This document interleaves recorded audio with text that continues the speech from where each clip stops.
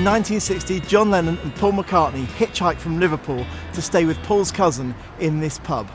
Here they played a one-off gig as the Nerk Twins.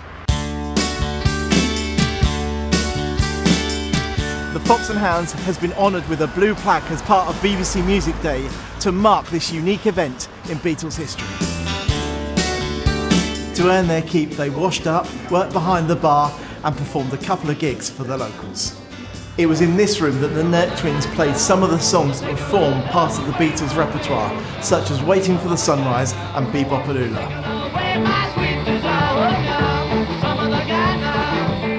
What a gig! The locals couldn't have known that the Nerk Twins were John and Paul and that Beatlemania would soon erupt across the world.